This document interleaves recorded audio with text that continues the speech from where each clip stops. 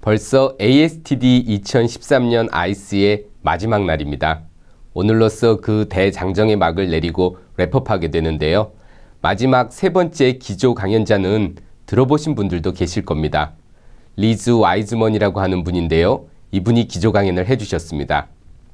리즈 와이즈먼은 와이즈먼 그룹의 CEO면서 나이키, 갭, 오라클 등 수많은 글로벌 기업에서 리더십 컨설팅을 진행한 리더십 개발의 전문가입니다. 그녀는 어떻게 하면 구성원들을 보다 더 스마트하게 만들 수 있을지 멀티플라이어라는 개념을 통해서 리더십을 재조명합니다. 리즈 와이즈먼의 대표 저서로는 2010년에 국내의 번역서로도 소개가 된 멀티플라이어가 있습니다. 이 책은 20년 동안 글로벌 기업의 리더 150명을 연구한 결과물로 책에서 그녀는 멀티플라이어라는 리더의 5가지 특성을 제시하고 있습니다. 이 책에서 말하고 있는 멀티플라이어는 조직 구성원들의 능력을 최대로 끌어올려서 팀과 조직의 생산성을 높이는 리더를 뜻합니다. 멀티플라이어는 어떻게 하면 우리 조직의 팀원들이 가지고 있는 잠재력을 더 이끌어낼까를 고민하지요. 그리고 이러한 멀티플라이어 리더는 조직의 자유로운 분위기를 구축하기 때문에 이러한 환경 속에 있는 팀원들은 타이트한 환경 속에 있는 사람들보다 잠재력을 잘 발현할 수 있게 됩니다. 그리고 개개인의 잠재력은 또 자연스럽게 집단 지성을 형성할 수 있게 되지요.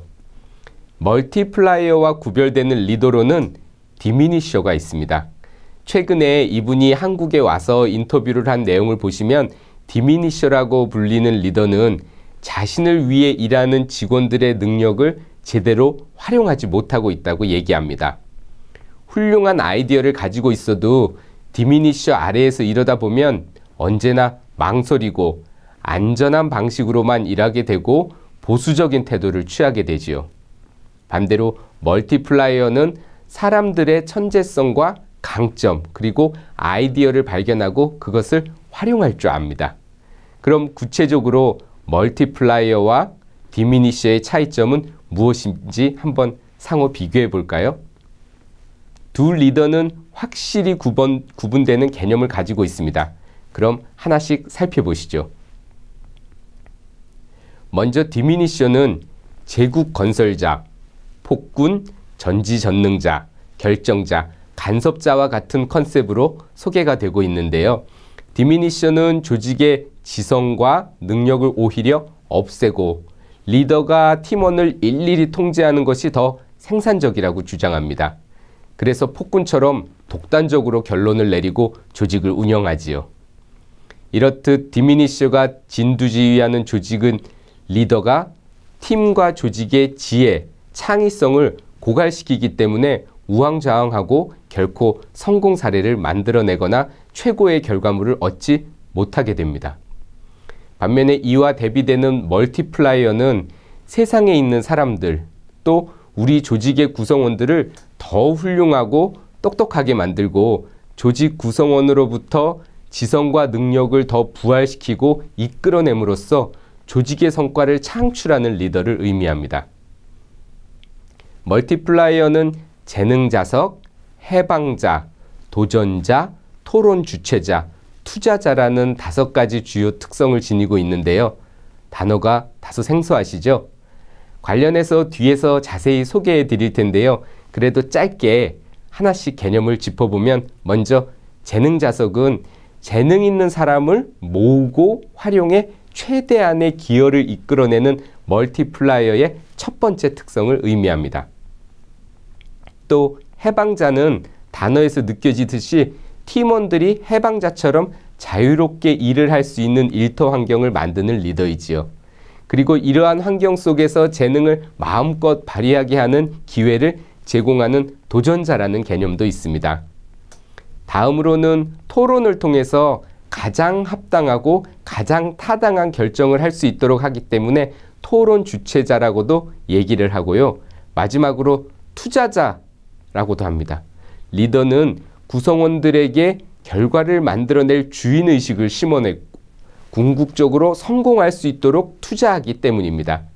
그래서 대비되는 개념으로 보면 구성원들을 어떤 태도로 대하는지, 그리고 구성원들의 재능을 어떻게 관리해주고 실수에 어떻게 대처하는지, 또 어떻게 사람들로 하여금 의사결정을 하게 하고 어떻게 사람들로 하여금 일을 시키는지에 따라서 각각 디미니셔와 멀티플라이어는 대비되는 행동 패턴을 보입니다.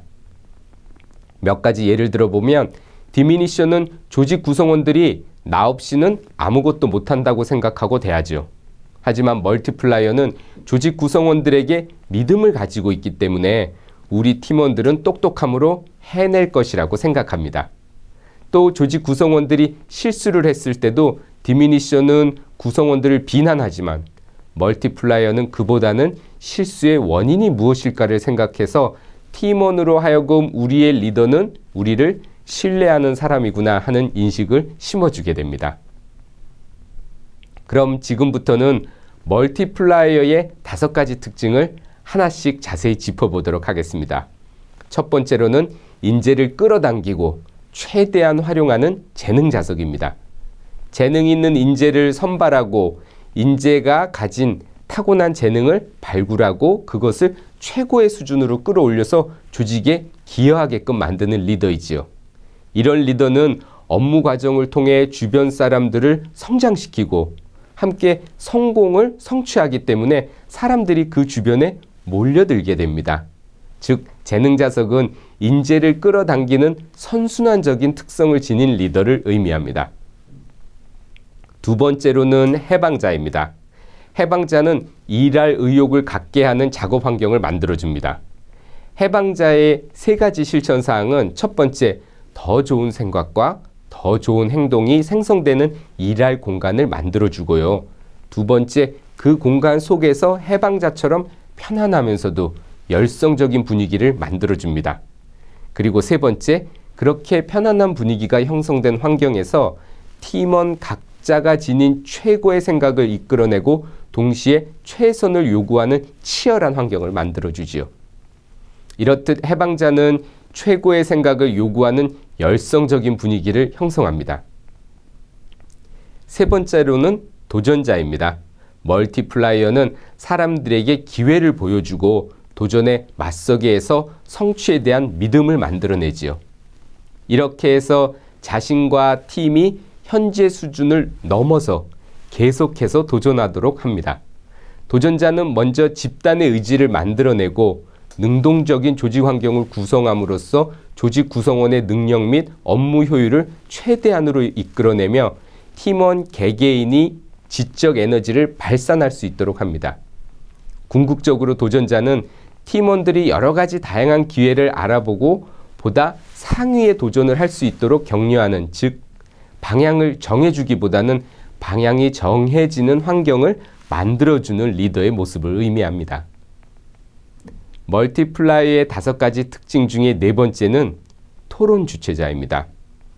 토론 주체자는 소수의 이너서클에 의해 의사결정을 내리기보다는 토론에 의해서 조직 구성원들을 적극적으로 참여시켜서 의사결정을 하려고 노력하기 때문에 토론 주체자처럼 조직을 운영합니다. 이런 토론 주체자는 문제를 제시하고 활발한 토론을 이끌어낸 뒤에 타당한 의사결정을 내리는데요. 이러한 3가지 실천사항, 즉 토론을 통해 이슈에 대한 결정을 내리기 때문에 어떠한 결론을 내리든지 독단적으로 내린 것과 비교하였을 때 조직 구성원들로 하여금 이를 더 잘 이해하고 받아들여서 효율적으로 실행할 수 있게 만듭니다. 마지막으로 투자자입니다. 투자자는 우리 회사, 기관에 투자하고 소유권을 줌으로써 각자 독립적으로 결과물을 산출할 수 있게끔 유도하는 것을 얘기합니다.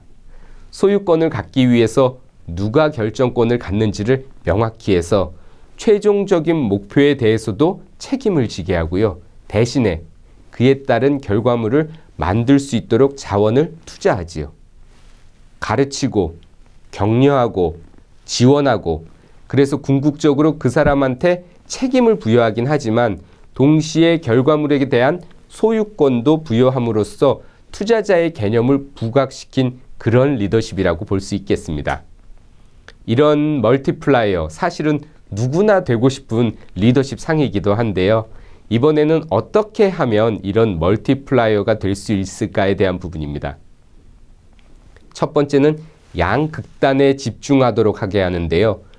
본인의 리더십을 평가해서 가장 낮은 특성을 개선하고요. 가장 높은 특성을 더 높은 단계로 끌어올릴 수 있도록 하는 겁니다. 두 번째, 멀티플라이어가 되기 위한 전략은 생각을 바꾸는 겁니다. 생각을 바꾸는 것에서부터 시작하면 생각에서 행동이 자연스럽게 발현되기 때문입니다. 그리고 세 번째는 주어진 기간을 설정하고 그 기간 안에 도전을 해보는 것입니다. 하나의 원칙에서 한 가지 실천을 골라봅니다. 그리고 한 달 동안 실행을 해서 멀티플라이어에 도전해보는 것입니다. 그럼 멀티플라이어가 되기 위해서 어떻게 구체적으로 해야 할까요? 리즈 와이즈먼은 업무 문제에 세세히 관여하기보다는 조직 구성원이 스스로 해결책을 찾도록 생각하도록 도와줘야 한다고 말하고 있습니다. 즉, 조직 구성원들이 잘 해낼 수 있을 거라고 믿어주는 것입니다. 또 작게 생각하라고 하지요. 이것은 내가 모든 해답을 가지고 있다는 생각으로부터 질문하고 답을 구해가는 사고방식으로 변화해야 한다는 것을 의미합니다.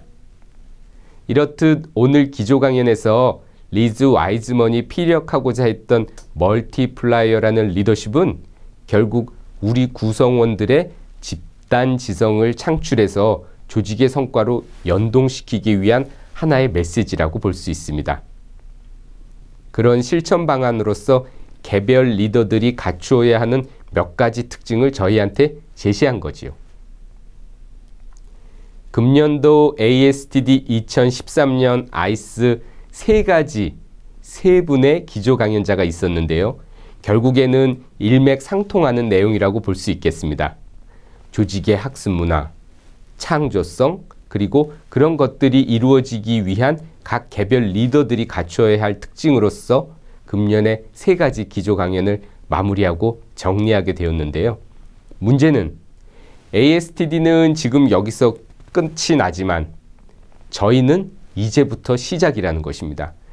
금년에 ASTD 19번째 아이스에서 논의된 260여 개의 세션과 오늘, 어제, 그제 3개의 기조 강연들을 어떻게 하면 잘 소화해서 특히나 그 중에 우리 회사에 접목시킬 수 있는 것들이 무엇인지를 확인하시고 실제 적용해 보시는 것은 이제부터 저희에게 주어진 숙제라고 볼 수 있겠습니다.